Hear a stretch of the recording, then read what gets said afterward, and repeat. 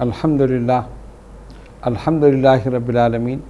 والصلاة والسلام علی من کان نبیا و آدم بین الماء والطین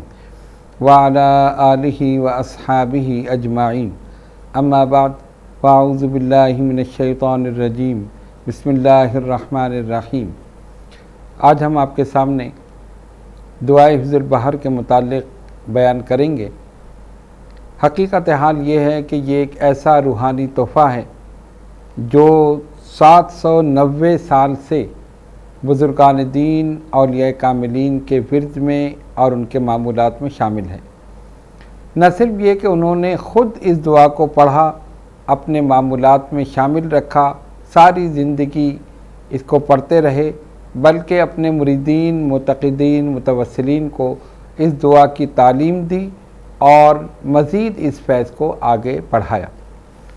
آئیے ہم ذرا دیکھیں کہ اس دعا کی فضیلت کیا ہے اور کس طرح یہ روحانی تحفہ صاحب حفظ البحر حضرت سیدنا شیخ ابوالحسن علی شاذلی قدس سرہ کو حاصل ہوئی۔ کشف الظنون میں یہ روایت موجود ہے کہ حضرت شیخ ابوالحسن علی شاذلی قدس سرہ قاہرہ میں تشریف فرما تھے۔ آپ نے مریدین سے فرمایا کہ ہمیں غیب سے حج کا حکم ہوا ہے، لہذا کوئی جہاز تلاش کرو۔ اس زمانے میں بحری جہاز سے سفر ہوتا تھا، ہوائی جہاز کا تصور بھی نہیں تھا۔ بہت سارے جہاز دیکھے گئے، ایک جہاز جو ایک عیسائی ملاح کا تھا، جو اس کا کپتان تھا اور اس کے 2 بیٹے بھی اس کے ساتھ تھے، صرف وہی جہاز ممکن ہو سکا۔ مریدین نے کوشش کی کہ کوئی دوسرا جہاز مل جائے، لیکن جب کوئی دوسرا جہاز نہ ملا تو حضرت شیخ شاذلی قدس سرہ نے فرمایا کہ چلو اسی میں سفر کرتے ہیں۔ اس جہاز میں غیر مسلم بھی موجود تھے، مسلمان بھی تھے، حضرت کے معتقدین بھی تھے۔ جہاز قاہرہ کی بندرگاہ سے روانہ ہوا۔ ابھی چند میل آگے بڑھا ہوگا کہ باد مخالف چل پڑی اور سمندر میں ایک طوفان برپا ہو گیا، جس کی وجہ سے جہاز جہاں تک پہنچا تھا وہاں سے آگے نہ بڑھ سکا۔ دن گزرتے گئے، حج کا زمانہ قریب ہوا تو جو مخالفین تھے، خصوصاً جو غیر مسلم تھے، انہوں نے مذاق اڑانا شروع کیا کہ یہ تو بڑے بزرگ ہیں، لوگ تو بڑے سمجھتے ہیں کہ یہ بڑے پہنچے ہوئے ہیں، یہ اللہ کے ولی ہیں، اور انہوں نے تو یہ کہا تھا کہ ہمیں غیب سے حکم ہوا ہے۔ یہ کیسا حکم ہوا کہ باد مخالف چل پڑی، جہاز آگے بڑھ نہیں سکا، اور اب اتنا کم ٹائم ہے کہ جہاز جدہ کی بندرگاہ تک نہیں پہنچ سکتا، اور حقیقت بھی یہی تھی۔ جب یہ باتیں حضرت کے کانوں تک پہنچیں تو آپ کو سخت صدمہ ہوا، رنج و ملال ہوا، لیکن اپنی زبان مبارک سے کوئی لفظ نہیں فرمایا، ان کو کوئی جواب نہیں دیا۔ ٹیک لگا کر آپ جب ذرا لیٹے تو خواب میں نبی پاک علیہ الصلوۃ والسلام کی زیارت ہوئی۔ آپ نے فرمایا ابوالحسن غم نہ کرو، پریشان نہ ہو، ایک دعا ہم تمہیں بتاتے ہیں، یہ پڑھو اور اللہ تعالیٰ کی قدرت کا کرشمہ دیکھو۔ شیخ شاذلی رحمۃ اللہ علیہ فرماتے ہیں کہ وہ دعا میں نے یاد کر لی اور جب بیدار ہوا تو مریدین کو بھی بتائی اور خود دعا پڑھنا شروع کی۔ ابھی آپ کو دعا پڑھتے ہوئے کچھ ہی دیر ہوئی تھی کہ باد مخالف جو تھی وہ باد موافق ہو گئی، یعنی جس سمت آپ کو جانا تھا اسی سمت کی ہوا چل پڑی، اور اتنی تیز ہوا چلی کیونکہ اس زمانے میں بادبانی کشتیاں ہوتی تھیں اور اسی کے زور پہ کشتی آگے بڑھتی تھی، تو اتنی تیز ہوا چلی کہ وہ جو دن کم رہ گئے تھے وہ بھی کور ہو گئے اور وقت سے 1 یا 2 دن پہلے جدہ کی بندرگاہ پہنچ گئے۔ یہ یقیناً حضرت شیخ شاذلی رحمۃ اللہ علیہ کی کرامت تھی۔ جب انہوں نے یہ دیکھا تو اس عیسائی کپتان کے، جو اس جہاز کا کپتان تھا، 2 بیٹے اور اس کے علاوہ بھی دیگر غیر مسلم اسی وقت مشرف با اسلام ہو گئے، لیکن اس کپتان کو تھوڑا سا تردد تھا کہ میں اسلام قبول کروں یا نہ کروں، یہ واقعی کرامت ہے یا یہ کہ ایک اتفاق ہے۔ رات ہوئی، خواب میں دیکھتا ہے کہ جنت ہے، اس کا دروازہ کھلا ہے، لوگ آ رہے ہیں جا رہے ہیں، آ رہے ہیں جا رہے ہیں۔ اس نے دیکھا کہ اس کے 2 بیٹے جو مسلمان ہو چکے تھے وہ بھی جنت کی طرف جا رہے ہیں، اس نے بھی ساتھ ساتھ چلنا شروع کر دیا۔ جب یہ قریب پہنچا تو فرشتوں نے اسے روک دیا، کہا نہیں یہ تو مسلمانوں کے لیے ہے، تمہارا دین الگ ہے۔ اسی وقت اس کی آنکھ کھل گئی اور حقیقت اس پر آشکارا ہو گئی۔ فوراً حضرت شیخ کی خدمت میں حاضر ہوا اور کلمہ پڑھ کے مشرف با اسلام ہو گیا۔ اس دعا کی فضیلت کا اندازہ حضرت شیخ شاذلی رحمۃ اللہ علیہ کے اس فرمان سے لگایا جا سکتا ہے کہ آپ نے فرمایا کہ میں نے اس دعا کے الفاظ خود نہیں تراشے، بلکہ ایک ایک لفظ دہن مصطفیٰ صلی اللہ علیہ وسلم سے میں نے حاصل کیا۔ اس کا مطلب یہ ہوا کہ نبی پاک علیہ الصلوۃ والسلام نے آپ کو یہ دعا عطا فرمائی، یاد کرائی، اور جب شیخ نے یہ دعا پڑھی تو اللہ کی قدرت کا کرشمہ آپ نے دیکھ لیا۔ آپ نے ایک اور مقام پر فرمایا کہ میرا یہ حزب، میری یہ دعا یعنی دعائے حزب البحر اگر بغداد میں پڑھی جاتی تو سقوط بغداد ہی نہ ہوتا۔ جو چنگیز خان نے حملہ کیا اور بغداد کو بالکل تباہ و برباد کر دیا، کھوپڑیوں کے مینار تعمیر کر دیے، شیخ شاذلی فرماتے ہیں اگر یہ دعا میری وہاں پڑھی جاتی تو سقوط بغداد ہی نہ ہوتا۔ اس سے اندازہ کر سکتے ہیں کہ اس دعا کی فضیلت، اہمیت، اس کی برکت اور اس کی وجہ سے پڑھنے والے کی حفاظت، اور جس مقام پر پڑھی جائے اس جگہ کی حفاظت کس طرح اللہ تبارک و تعالیٰ فرماتا ہے۔ یہ دعا بزرگان دین نے اپنے معمولات میں شامل رکھی، بلکہ تمام سلاسل طریقت کے بزرگان دین نے اس دعا کو اپنے سینے سے لگا کر رکھا۔ نہ صرف یہ کہ خود پڑھا، اپنے مریدین، معتقدین، متوسلین کو باقاعدہ اس کی تعلیم دی۔ ہمارے خانوادہ اشرفیہ میں اس دعا کو بڑی اہمیت حاصل ہے۔ اس کی وجہ یہ ہے کہ جتنے بھی بزرگان دین ہیں، خصوصاً خانوادہ اشرفیہ کے، انہوں نے اس دعا کو پڑھا اور باقاعدہ اس کے چلے کیے اور اس کے عامل بنے، اور پھر ساری زندگی اس کا ورد کرتے رہے۔ نہ صرف یہ کہ خود اپنی اولاد کو، اپنے مریدین کو، اپنے معتقدین، متوسلین کو اس دعا کے پڑھنے کی نہ صرف اجازت دی، اس کا طریقہ بتایا اور اپنے سامنے اس کی چلہ کشی کرائی۔ الحمدللہ یہ سلسلہ آج بھی جاری ہے۔ میرے والد گرامی اشرف المشائخ، سیدی و سندی مرشدی والدی اشرف المشائخ حضرت ابو محمد شاہ سید احمد اشرف اشرفی الجیلانی نور اللہ مرقدہ اس دعا کے عامل تھے۔ جد امجد قطب ربانی حضرت ابو مخدوم شاہ سید محمد طاہر اشرف الاشرفی الجیلانی قدس سرہ اس دعا کے عامل تھے۔ ہم شبیہ غوث العظم اعلی حضرت شاہ علی حسین اشرفی میاں المعروف اشرفی میاں اشرفی الجیلانی نور اللہ مرقدہ اس دعا کے عامل تھے۔ محدث اعظم ہند علامہ سید محمد اشرفی الجیلانی محدث کچوچوی نور اللہ مرقدہ اس دعا کے عامل تھے۔ والد گرامی اشرف المشائخ فرماتے ہیں کہ جد امجد قطب ربانی نے فرمایا کہ بیٹا تمہیں دعائے حفظ البحر کا چلہ کرنا۔ کہا ٹھیک ہے جو آپ فرمائیں۔ 3 دن احرام باندھ کر، اب اس کے طریقے جو ہیں پڑھنے کے وہ ہم اس کے آخر میں آپ کو بتائیں گے۔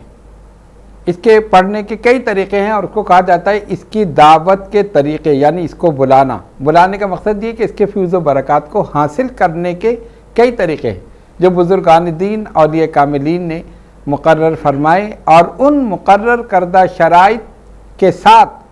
جب طالب صادق اس دعا کو پڑھتا ہے، چلہ کرتا ہے، تو اس کے تمام فیض و برکات اسے حاصل ہوتے ہیں۔ اب آئیے دیکھیں کہ حضرت اشرف المشائخ نے کس طرح اس دعا کے فیض و برکات کو حاصل کیا۔ فرماتے ہیں کہ جس طرح حضرت قطب ربانی نے بتایا، جن شرائط کے ساتھ بتایا، پڑھتے رہے۔ دعا کے اختتام پر آپ کو حضرت شیخ ابو الحسن علی شاذلی رحمۃ اللہ علیہ کی زیارت ہوئی۔ حضرت نے خود یہ واقعہ بیان فرمایا، اگرچہ یہ واقعہ اپنے مریدین میں، معتقدین میں یا عام طور پر کبھی آپ نے بیان نہیں فرمایا، عوام میں تو واقعہ بیان کرنے کا سوال ہی پیدا نہیں ہوتا، خاص مریدین کو بھی نہیں بتایا۔ ہم حضرت کے اولاد تھے، جب کبھی ذکر آیا تو پھر آپ نے تفصیلاً یہ واقعہ ہمیں بیان کیا جو آج میں آپ کے سامنے بیان کر رہا ہوں۔ فرماتے ہیں کہ خواب میں نے یہ دیکھا کہ حضرت قطب ربانی جو میرے جد امجد وہ تشریف لائے اور حضرت اشرف المشائخ سے فرمایا کہ بیٹا چلو ہم تمہیں حضرت شیخ شاذلی کی بارگاہ میں لے کر چل رہے ہیں۔ فرماتے کہ انہوں نے میرا ہاتھ پکڑا، چلنا شروع کر دیا، چلتے رہے۔ ایک میدان تھا اور سامنے ایک قلعہ نما عمارت نظر آ رہی، جیسے قلعے کے بڑے بڑے دروازے ہوتے ہیں، ایک بہت اونچا سا دروازہ اور اس پر 2 دربان اور کراس میں اس طرح لکڑیاں لیے یا جو بھی ہتھیار جو بھی تھا وہ لیے ہوئے کھڑے۔ جب یہ دونوں وہاں پہنچے انہوں نے راستہ دے دیا، اندر داخل ہو گئے تو والد گرامی فرماتے ہیں کہ میں نے کہا کہ مجھے وضو کرنا ہے۔ انہوں نے اشارہ کیا اس طرف کر لو۔ تو جس طرح مسجدوں میں دروازے میں داخل ہوتے ہی دائیں یا بائیں جانب وضو خانے ہوتے ہیں، فرماتے ہیں کہ میں نے وہاں وضو کیا اور دوبارہ حضرت قطب ربانی نے میرا ہاتھ پکڑا اور سیدھے محراب کی جانب چلنا شروع کر دی۔ کہتے ہیں کہ ہم نے دیکھا کہ پوری مسجد جو تھی لوگوں سے بھری ہوئی، لیکن جتنے لوگ تھے سفید عمامے باندھے ہوئے تھے، سفید لمبا کرتا پہنے ہوئے تھے اور ان کے چہرے جو تھے وہ چمک رہے تھے۔ اکثریت جو تھی ان کی داڑھی بالکل سفید تھی اور کچھ جو تھے ان کی داڑھیاں سیاہ تھیں۔ فرماتے ہیں کہ حضرت مجھے ہاتھ پکڑے ہوئے سیدھے لیے چلے جا رہے ہیں۔ جب محراب میں پہنچے تو دیکھا کہ جس طرح عام طور پر آپ نے دیکھا ہوگا کہ خطبہ علماء جب نماز پڑھا کر بیٹھتے ہیں تو اس طرح بیٹھ جاتے ہیں، تو دیکھا کہ ایک نورانی صورت بزرگ بیٹھے ہیں، سفید داڑھی ہے، سفید عمامہ ہے اور ان کا چہرہ جو ہے وہ چاند کی طرح چمک رہا، بڑی بڑی آنکھیں ہیں، خوبصورت چہرہ، اور ان کے سامنے ایک تھال رکھا ہے جس میں جلیبیاں رکھی ہوئی۔ حضرت اشرف المشائخ فرماتے ہیں کہ والد گرامی حضرت قطب ربانی نے مجھے جا کر حضرت کے قدموں میں ڈال دیا اور کہا کہ حضرت یہ آپ کا غلام آ گیا، اب اس کو دعائے حفظ البحر کا حصہ عطا کر دیجیے۔ فرماتے ہیں کہ میں نے ان کے دست مبارک کو قدموں کو بوسہ دیا اور انہوں نے مسکرا کر میری طرف دیکھا اور ایک جلیبی اٹھائی اور میرے منہ میں رکھ دی۔ میں نے جلیبی کھا لی، پھر اٹھائی، پھر رکھ دی، مسلسل وہ کھلاتے رہے، میں کھاتا رہا، یہاں تک کہ ایسا محسوس ہوا کہ جیسے بالکل سینے تک جو تھا وہ بھر گیا، یعنی اتنا میں نے کھا لیا۔ جیسے آدمی کبھی زیادہ کھا لے نا تو محسوس ہوتا ہے، تو فرماتے ہیں کہ وہ مسلسل جلیبیاں مجھے کھلاتے رہے اور میں کھاتا رہا۔ جب انہوں نے یہ دیکھا کہ اب یہ مزید نہیں کھا سکتے تو کہا بیٹا اپنا دامن پھیلاؤ۔ تو فرماتے ہیں کہ میں نے اپنے کرتے کے دامن کو اس طرح پکڑ لیا جیسے کوئی پھیلاتا ہے، تو انہوں نے جلیبیاں اٹھا کے دامن میں ڈالنا شروع کر دیا۔ تو میں حیران کہ یہ جلیبیاں اور یہ میرے کپڑے سارے چپک جائیں گے، اور لیکن میں اسی طرح اپنے کرتے کو جیسے اس کا دامن پکڑ کے میں کھڑا رہا، وہ ڈالتے رہے یہاں تک کہ بالکل اوپر تک آ گیا، جیسے میرے منہ تک جلیبی آ گئی، اور کہا کہ جاؤ یہ ہم نے دعائے حفظ البحر کا فیض تمہیں عطا کر دیا، اب یہ لٹاتے رہو۔ فرماتے یہ کہہ کر آپ نے فرمایا، اور جب میں کھڑا ہوا واپس ہونے لگا تو ہر طرف سے مبارک مبارک کی صدا بلند ہو رہی تھی۔ وہ جتنے بزرگان دین اولیاء کاملین اس وقت وہاں موجود تھے، جن کے چہرے چمک رہے تھے، سفید عمامے سفید لباس میں تھے، وہ سب مجھے مبارکباد دے رہے تھے۔ فرماتے ہیں کہ جب میں واپس چلا تو میں دل میں سوچنے لگا کہ جب میں گھر جاؤں گا تو راستے میں لوگ دیکھیں گے، گھر والے دیکھیں گے کہ یہ جلیبیاں اپنے کرتے میں یعنی کرتے کے دامن میں لے کر آ رہی ہیں، یہ کیسے آدمی؟ فرماتے ہیں اسی طرح پکڑے پکڑے اچانک میں ایک پلر سے ٹکرایا اور میری آنکھ کھل گئی، تو پتہ یہ چلا کہ میں جس کمرے میں سو رہا تھا وہاں سے میں اٹھ کر گھر کے صحن میں جو ستون تھا میں وہاں تک آ گیا، اور اس سے جب ٹکرایا تو میری آنکھ کھلی۔ اتنی دیر میں حضرت قطب ربانی اپنے کمرے سے تشریف لائے اور انہوں نے مجھے پکڑ لیا، فرمایا بیٹا گر جاؤ گے، گر جاؤ۔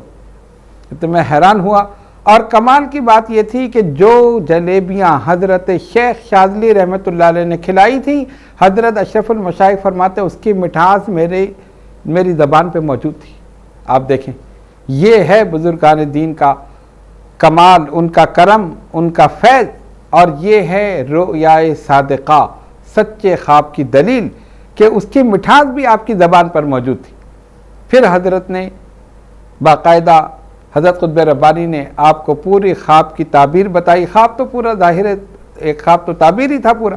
اور پھر بتایا کہ دیکھو یہ دعائے حفظ البحر کا جو فیض جلیبیوں کی صورت میں جو تمہیں نظر آئی نا، یہ اصل وہ فیض تھا، یہ فیض تم آگے لٹاتے رہو۔ تو اب کیا ہوا، حضرت نے اپنی حیات مبارکہ میں اس کے چلے کیے اور مریدین، معتقدین، متوسلین کو اس کے چلے کرائے، اور اس دعا کی برکتیں، رحمتیں، اس کا فیض آپ ساری زندگی لٹاتے رہے۔ ایسی عظیم و شان یہ دعا ہے۔ اب آئیے دیکھیں کہ اس دعا کو کس طرح پڑھا جائے۔ اس کے پڑھنے کے مختلف طریقے ہیں اور مختلف سلاسل میں، سلاسل کے بزرگوں نے اپنے اپنے طور پر جو طریقے بتائے ہیں،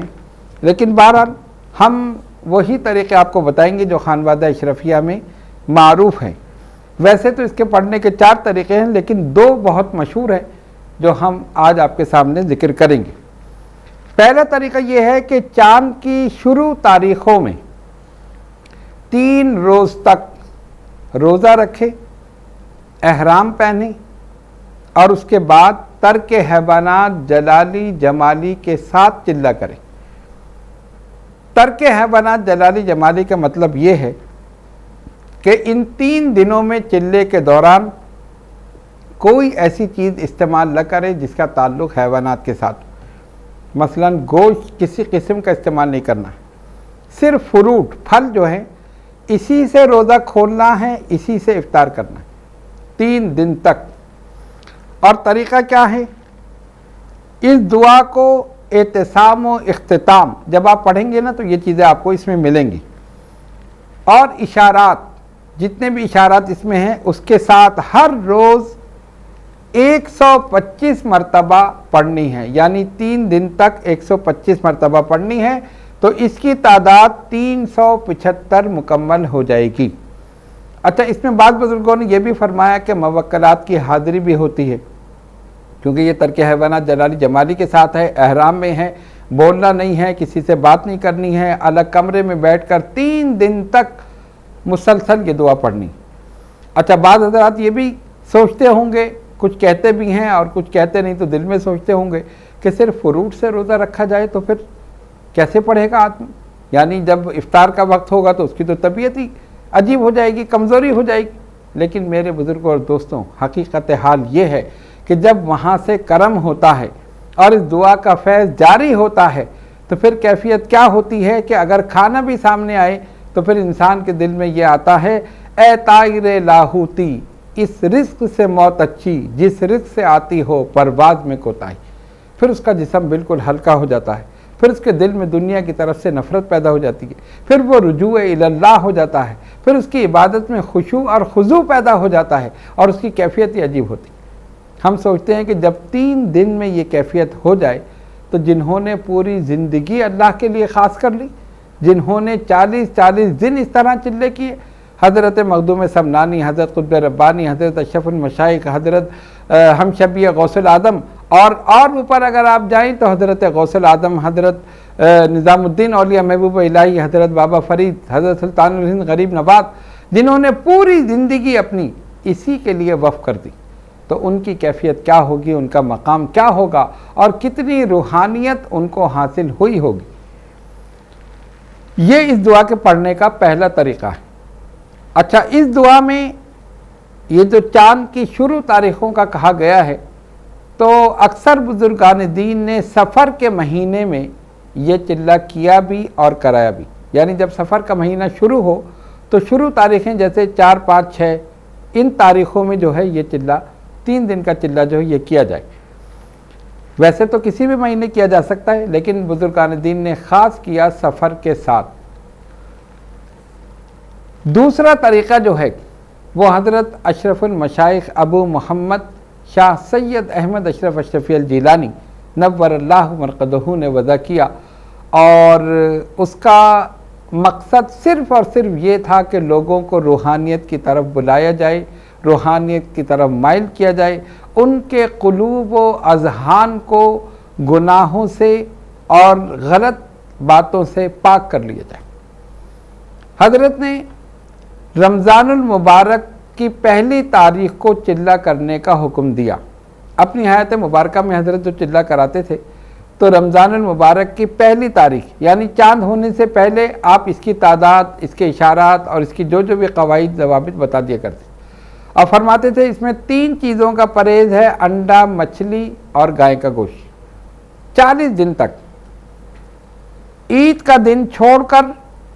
پھر بقیہ اگر 29 کا چاند ہوا ہے تو 11 روزے آپ پورے کریں، اگر 30 ہوئے ہیں یعنی رمضان المبارک کے 30 روزے ہوئے ہیں تو عید کا دن چھوڑ کے 10 روزے آپ رکھ لیں، یہ 40 دن مکمل ہو جائیں گے۔ بعد میں پھر اس چلے کو ہم نے 18 شعبان سے کیا اور اس میں یہ ہے کہ درمیان میں کوئی گیپ نہیں آتا، مسلسل یہ چلتا رہتا ہے اور رمضان المبارک کی 29 تاریخ کو یہ پورا ہو جاتا۔ اصل میں یہ چلہ رمضان کے علاوہ تھا، لیکن حضرت نے اس کو آسان کرنے کے لیے، کیونکہ آپ دیکھیں کہ اگر کسی سے کہا جائے کہ شوال میں آپ 40 روزے رکھیں، یعنی شوال سے شروع کریں اور ذیقعد یا ذیقعد سے ذی الحج یا کسی بھی مہینے، تو عام طور پر لوگوں کے لیے بڑی مشکل ہے، بڑی پریشانی ہے کہ سب لوگ کھا رہے ہیں، ہم بیٹھے ہوئے دیکھ رہے ہیں، اور رمضان کے علاوہ سحری میں اٹھنا یا گھر والوں کو اٹھانا، اسی طرح افطار، بہت ساری چیزیں ہیں۔ تو حضرت اشرف المشائخ نے اس کو نہایت آسان کر دیا۔ 30 روزے یا 29 روزے یہ رمضان المبارک کے ہو گئے، چاہے آپ شروع میں اس کو چلے کو شروع کریں یا رمضان کے بعد کریں، رمضان سے پہلے رکھ لیں یا رمضان کے بعد 10 رکھ لیں۔ 30 روزے یا 29 روزے بہت آرام سے آپ کے سب کے ساتھ ہو جائیں گے۔ ظاہر ہے سب لوگ روزے رکھ رہے ہیں، جو ایک روٹین ہوتا ہے، سب روزے رکھ رہے ہیں، باقی جو ہے اس میں کوئی ایسا مسئلہ نہیں ہوتا، کیونکہ انسان کو عادت بھی ہو جاتی ہے اور پھر وہ پورا ہو جاتا ہے۔ ان کا مقصد صرف یہ تھا اور حقیقت بھی یہی تھی کہ ایسے ایسے لوگوں کو حضرت نے یہ چلہ کرا دیا جو کبھی نماز بھی نہیں پڑھتے تھے، اور اس کی برکت سے 5 وقت نماز کے پابند ہو گئے، وظائف کے پابند ہو گئے، دعائے حفظ البحر کے پابند ہو گئے۔ بہت سو کو آپ نے سورہ مزمل شریف بھی بتا دی، صرف اس دعا کی برکت سے اور اس چلے کی برکت سے۔ یہ حضرت کی ایک زندہ کرامت تھی۔ ہم اس وقت یہ دیکھتے تھے کہ جب آپ نے یہ سلسلہ شروع کیا تو صرف 3 یا 4 آدمی ہوتے تھے، درگاہ شریف میں آتے تھے، اور اس وقت کیفیت بھی یہ تھی کہ اپنے اپنے گھر سے کچھ نہ کچھ پکا کر لے آتے تھے۔ یعنی جب چلہ ختم ہوتا تھا تو کیونکہ 3 چیزوں کا پرہیز ہوتا تھا، انڈا، مچھلی اور گائے کا گوشت، تو کوئی انڈے کا سالن بنا کے لے آیا، کوئی مچھلی تل کے لے آیا، کوئی گائے کے گوشت کے کوئی کباب یا کوئی چیز ایسی بنا کے لے آیا۔ یعنی آخری دن جس دن چلہ ختم ہو رہا ہے، جب فاتحہ ہو جاتی تھی، حضرت اشرف المشائخ دعا فرما دیا کرتے تھے، کیونکہ دعا افطار کے فوراً بعد ہوتی تھی۔ تو فاتحہ ہو گئی، دعا ہو گئی، اس کے بعد سب نے کھا لیا، پرہیز کھل گیا۔ صرف 3 یا 4 آدمی، پھر 5 ہوئے، پھر 10 ہوئے، ہوتے ہوتے حضرت کی حیات مبارکہ تک 150 آدمی چلہ کر رہے تھے، اور الحمدللہ یہ تعداد اس سے بھی تجاوز کر گئی۔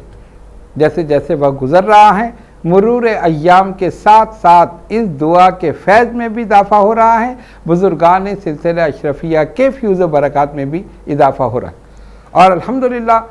صرف پاکستان ہی میں نہیں، ہالینڈ میں، انگلینڈ میں، Belgium, France, Germany, Paris, South Africa, Mauritius, UAE اور لندن، یعنی پوری دنیا میں جہاں جہاں بھی اشرفی حضرات موجود ہیں، الحمدللہ رمضان المبارک میں یہ چلہ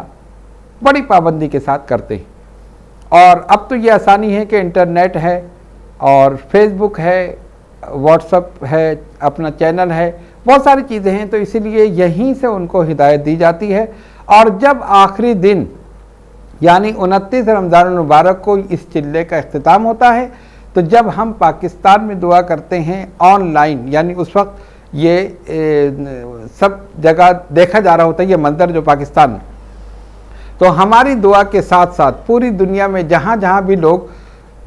یہ چلہ کر رہے ہوتے ہیں، اگرچہ ان کو یہ اجازت ہے کہ وہ اپنے اپنے موسم کے حساب سے، اپنے ملکوں کے جو بھی معمولات ہیں اس کے حساب سے، کیونکہ کہیں دن ہے کہیں رات ہے،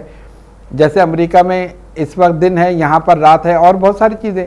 تو اپنے حساب سے وہ دعا کر لیں۔ لیکن جب پاکستان میں دعا ہوتی ہے تو وہ سب کے سب ہمارے ساتھ اس دعا میں شریک ہوتے ہیں۔ یہ ہے اس دعا کی فضیلت اور اس کے پڑھنے کا طریقہ۔ ہم نے باقاعدہ اس کی اجازت کا طریقہ رکھا اور اس کی سند جو میرے شیخ اور والد گرامی اشرف المشائخ حضرت ابو محمد شاہ سید احمد اشرف اشرفی الجیلانی